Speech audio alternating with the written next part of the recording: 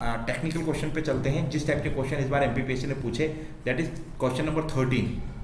देखो, paper discussion का बिल्कुल मीनिंग ये नहीं होता है कि आपको एक एक क्वेश्चन पे बताया जाए कि इसका आंसर सही क्या गलत है। भाई, जो क्वेश्चन बहुत ज़्यादा फैक्चुअल हैं, जिसमें केवल फैक्ट काम कर रहे हैं, उसमें क्या बताने जैसा है। फैक्ट तो यहाँ का क्वेश्चन अब आता है थोड़ा सा, जिसमें थोड़ा सा आप लोग को दिमाग लगाना पड़ेगा। That is question number 13। सूची 1 को सूची 2 से सुमेलित कीजिए तथा सूचियों को नीचे दिए गए कूट का प्रयोग करके सही उत्तर का मिलान कीजिए। मतलब match the list 1 to list 2, हमको मैच दी कॉलम सेट करना है। Match the column. सूची 1 की तरफ नाम देखो पहले क्या है, टंटिया भील, रानी अवंतीबाई, डेलन शाह, शंकर शाह। इसका मतलब ये मध्य प्रदेश के स्वतंत्रता सेनानियों के नाम है, ठीक है। उसके बाद दूसरी साइड में कौन आ रहे हैं, गढ़मंडला, नरसिंहपुर, रामगढ़, खरगोन। इट मीन्स ये जो है इनके संबंधित स्थान है, रिलेटेड प्लेस। तो इनको मैच करो। अब मैच दी कॉलम का एक बेसिक कंसेप्ट क्या बोलता है, आपको अगर 2 भी मालूम है तो उन 2 के बिहाफ पर आप जो है वो एलिमिनेशन यूज कर सकते हो। उसको थोड़ा सीखते हैं अपन इस क्वेश्चन के साथ में, ठीक है। उसके बाद पूरा आंसर तो बताऊंगा ऐसे ही, लेकिन बात करते हैं। जैसे जनरली ज़्यादातर लोगों को टंटिया भील का मालूम होता है कि Tantia Bhil is basically related to Khargone. मतलब 1 का डी, मतलब पहले नंबर पे डी होना चाहिए। इसमें देखो किस किस में है, तो डी केवल बी ऑप्शन में है। इसका मतलब एक ही से अपना पूरा एलिमिनेशन हो गया है।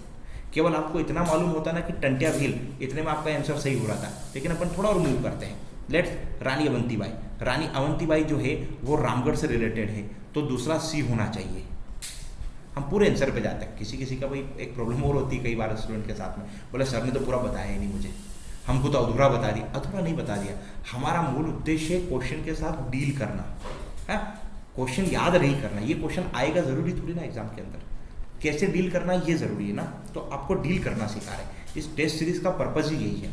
इसलिए सुई क्वेश्चन को एक एक करके डिस्कस करने का भी कोई सेंस नहीं। जो भी लाइन से फैक्चुअल है उसको क्या कंक्लूड करोगे, फैक्ट है, याद करना है। भाई, एकलव्य पुरस्कार शुरू हुआ था तो उसका ईयर फिक्स है, आप चेंज नहीं कर सकते ना आप ना मैं कुछ नहीं, तो उतना तो याद होना ही चाहिए जनरली आपको, ठीक है।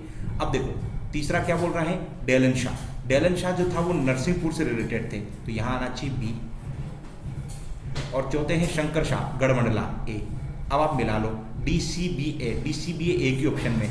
अब इतनी मेहनत करके आपने पूरा आंसर निकाला, बजाय मैंने केवल आपको एक चीज़ बताई कि आप एलिमिनेट करना सीखो चीज़ों को। उससे जो आपको सबसे बेस्ट आता है उसको उठाओ। जैसे ज़्यादातर लोगों को इसमें टंटिया भील और रानी अवंतीबाई ज़्यादातर अच्छे से आता है, तो उन 2 से भी आप एलिमिनेट करोगे तो काम बन जाएगा। हालांकि अपना काम यहाँ केवल टंटिया भील 1 से एलिमिनेट करने पर हो गया है, ठीक है। इस टाइप के क्वेश्चन को इस टाइप से डील करना रहेगा, करेक्ट। अब 14 टाइप का क्वेश्चन देखो, उसमें भी थोड़ा सा अच्छी चीज़ आ रही है।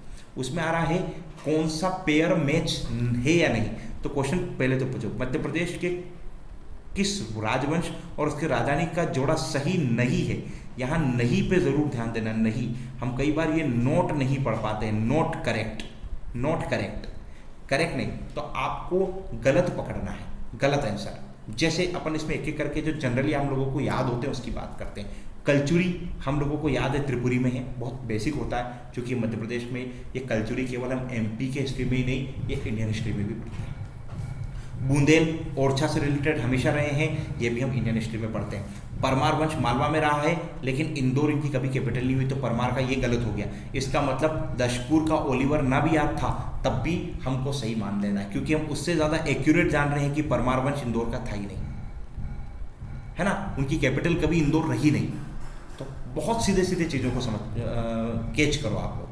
जो आता है उससे चीज़ों को कनेक्ट करो, नहीं आता उसके पीछे मत भागो, क्योंकि जनरली ओलिवर वंश हम लोग पढ़ के नहीं गए होते हैं, और जनरली ज़्यादातर लोगों का पढ़ा हुआ नहीं होता है। नहीं आता है तो कैसे डील करना है, आते हुए तो हम लोग जनरली डील कर जाएंगे चीज़ों। तो हमको नहीं आता था तब भी हमने क्वेश्चन छांट लिया, आंसर निकाल लिया, हमारा आंसर डी सही होगा, ठीक है। और इसका आंसर डी ही सही है। अब ओलिवर नहीं भी आता था तब भी आपका काम हो गया है, गॉट इट। तो इस टाइप से हम लोगों को क्वेश्चनों को जनरली डील करना है।